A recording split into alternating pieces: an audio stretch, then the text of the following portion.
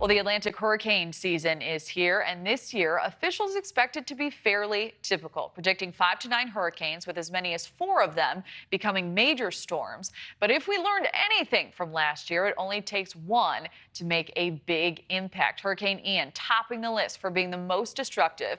The Category 5 storm was a catastrophe for Florida, causing an estimated $114 billion in damage. Flooding that lasted weeks and was blamed for more than 100 deaths. With big storms coming more common or becoming more common, it could take months, even years, for people to recover. NewsNation's Brooke Shaffer is live in Florida. So, Brooke, why is it so hard to rebuild in these instances?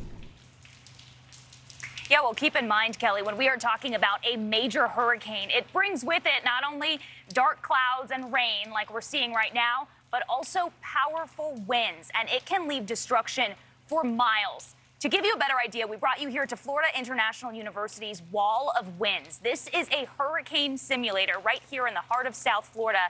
The team here at FIU sent us some video of this simulator in action.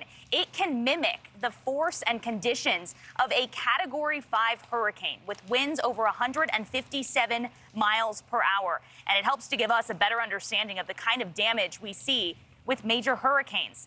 Something we saw last hurricane season. NewsNation was in Southwest Florida as Hurricane Ian caused widespread devastation. More than 150 people died in the storm that brought with it ferocious winds and a storm surge as high as 15 feet. Today, we know people there are still struggling to rebuild. When I was on Fort Myers Beach a couple months ago, I met a man. His name was Bruiser Youngworth. He and his wife lost their home and their vacation rental business in the storm. They were living in a trailer when we met a few months ago. Today, he told me they are still in that trailer, hoping to be in a house by hopefully the end of this month.